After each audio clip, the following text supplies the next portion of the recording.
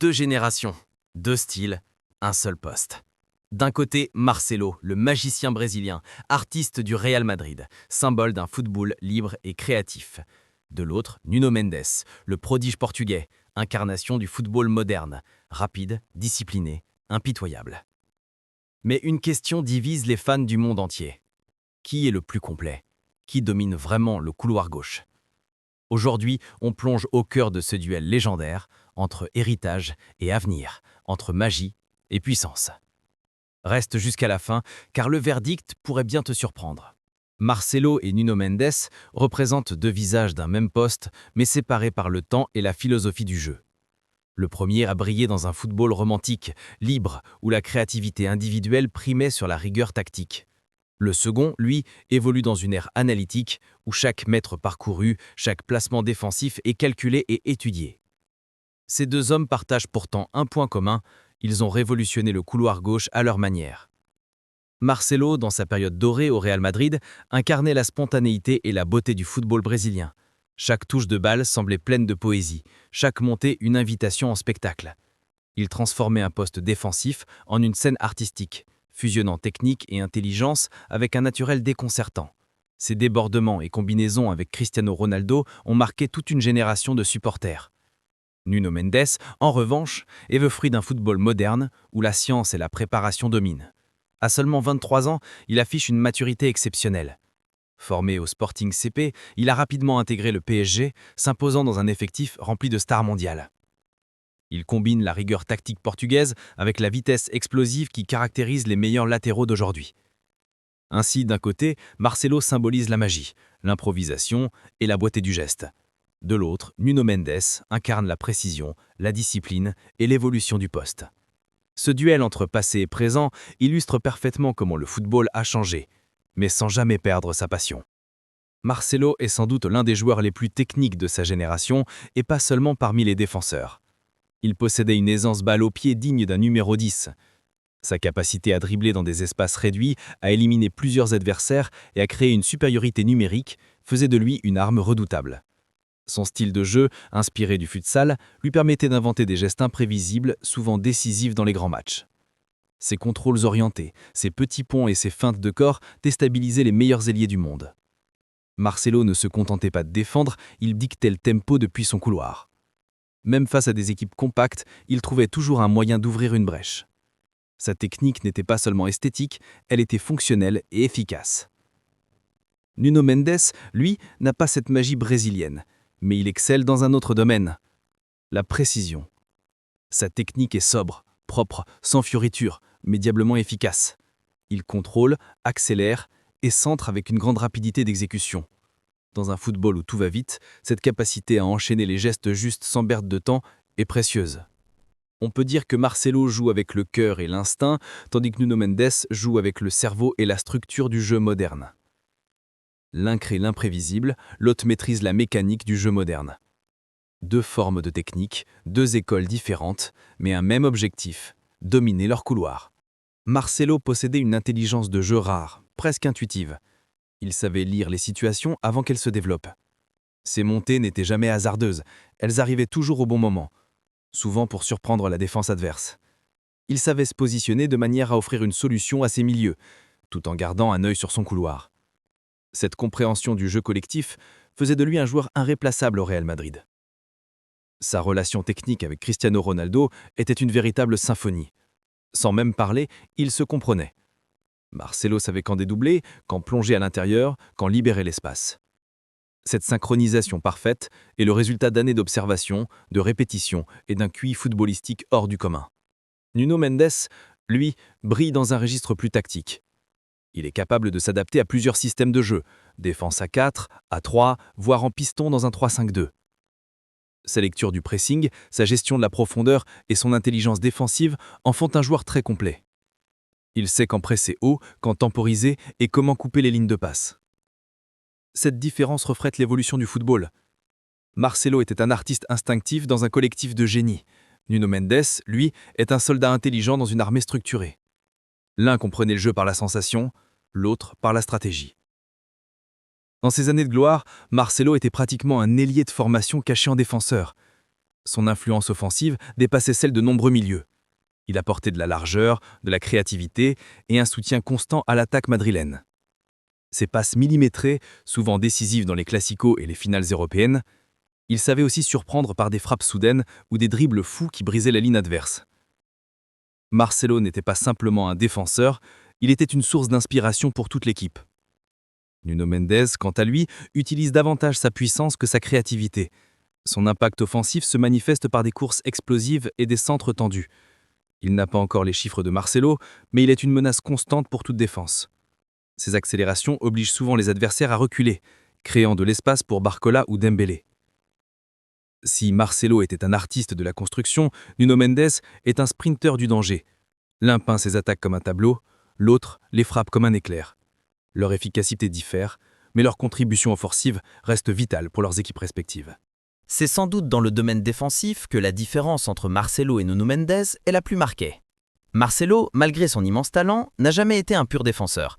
Il défendait avec le ballon, cherchant à anticiper et à garder la possession plutôt qu'à s'imposer dans les duels physiques.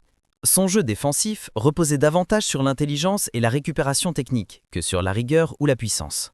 Cette approche lui a valu des critiques, notamment face à des ailiers rapides capables d'exploiter les espaces qu'il laissait derrière lui. Cependant, il faut comprendre que le système du Real Madrid compensait ses lacunes. Avec Casemiro devant la défense et Ramos en couverture, Marcelo avait la liberté de s'exprimer offensivement. Ce choix tactique faisait partie de l'identité du club, assumer le risque pour gagner en créativité. Marcelo n'était pas un défenseur au sens classique du terme, mais un catalyseur d'attaque depuis la ligne arrière. Son positionnement risqué devenait parfois une arme, car il attirait les adversaires et libérait des zones pour ses coéquipiers. Nuno Mendes, lui, a été formé dans une école techniquement stricte. Sa discipline défensive est remarquable pour son âge. Il sait quand se jeter, quand temporiser et surtout comment orienter l'attaquant vers les zones les moins dangereuses.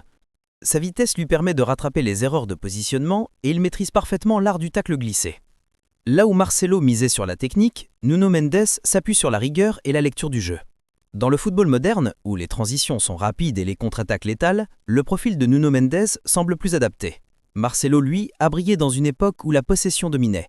Deux contextes différents, deux philosophies, mais une même vérité. Chacun a su défendre à sa manière en respectant sa nature de joueur. Marcelo, dans sa prime, possédait une endurance solide mais orientée vers l'effort explosif.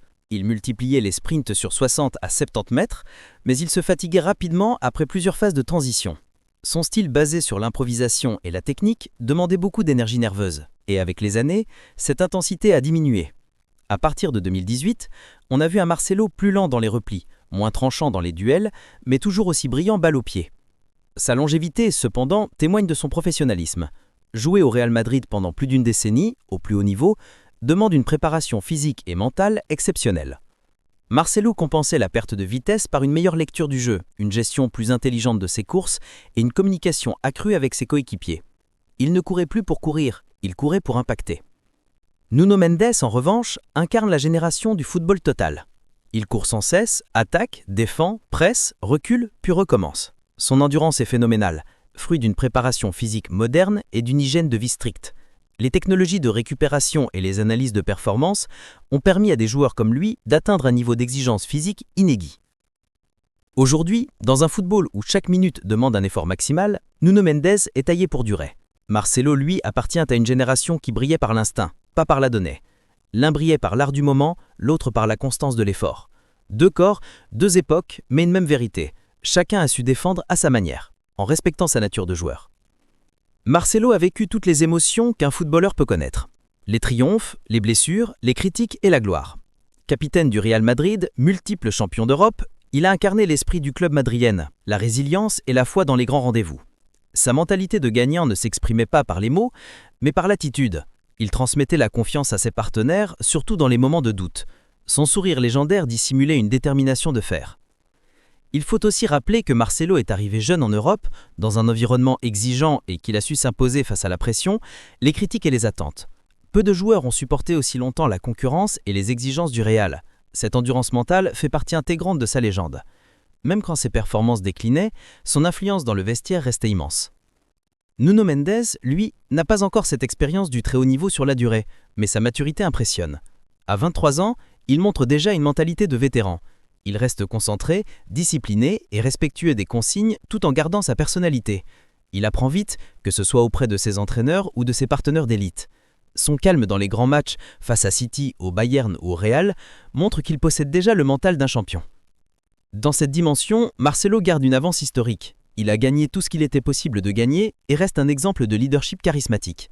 Mais Nuno Mendes progresse rapidement. Sa mentalité de compétiteur silencieux rappelle celle des champions qui se construisent dans la durée.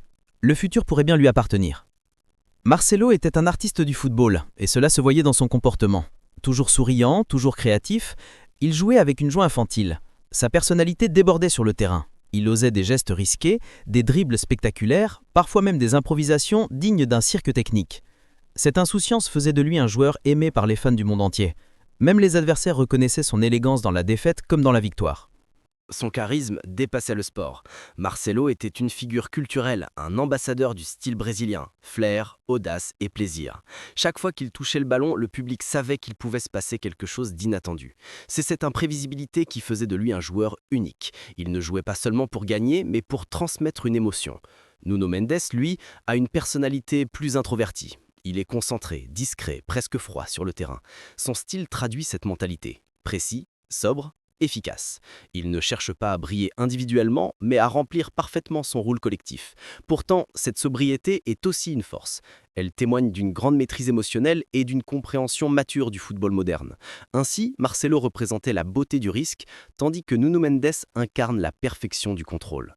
L'un faisait vibrer par son exubérance, l'autre impressionne par sa constance.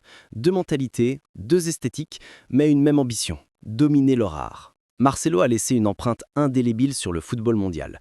Il n'a pas seulement redéfini le rôle du latéral gauche, il l'a transformé. Avant lui, peu de défenseurs osaient autant participer au jeu offensif. Il a prouvé qu'un latéral pouvait être un créateur, un meneur de jeu excentré. Son héritage inspire toute une génération de jeunes joueurs, du Brésil à l'Europe. Dans les académies du Real Madrid, de nombreux jeunes latéraux étudient ses gestes, ses déplacements, ses passes. Même au-delà du club, Marcelo est cité comme référence.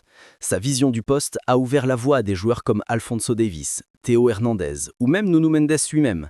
Il a fait du couloir gauche un théâtre d'expression. Nuno Mendes, quant à lui, représente le futur. Il est le produit d'un football où le physique, la tactique et la polyvalence dominent. Son profil correspond parfaitement à ce que recherchent les grands clubs modernes. Vitesse, endurance, intelligence défensive et capacité à attaquer. Si son évolution continue, il pourra bien devenir la référence absolue de sa génération. L'histoire semble se répéter. Marcelo a inspiré, Mendes concrétise. Le Brésilien a ouvert la porte, le Portugais l'a franchi avec confiance. Deux époques, deux héritages, un même couloir gauche, mais deux façons d'écrire la légende. Alors, qui est le plus complet? C'est la question qui divise les amateurs de football. Marcelo, dans sa prime, possédait une créativité, une élégance et une magie que peu de joueurs ont atteintes.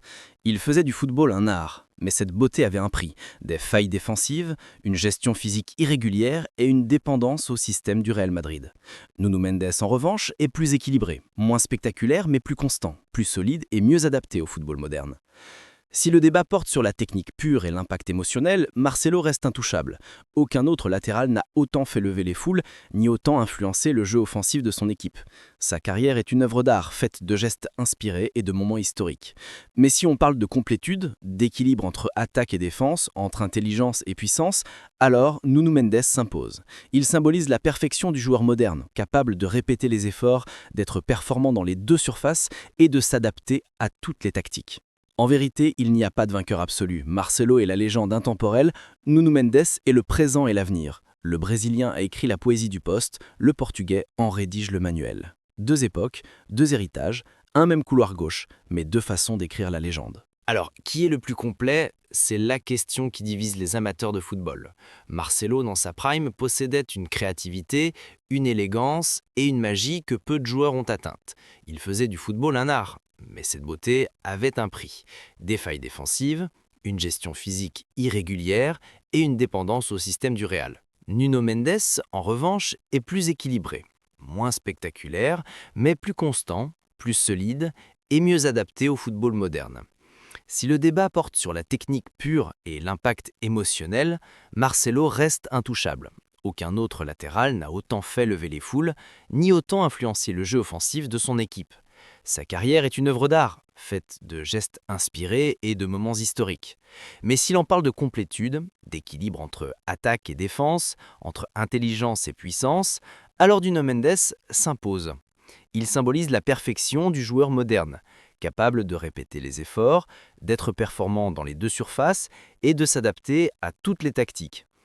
En vérité, il n'y a pas de vainqueur absolu. Marcelo est la légende intemporelle, Nuno Mendes est le présent et l'avenir.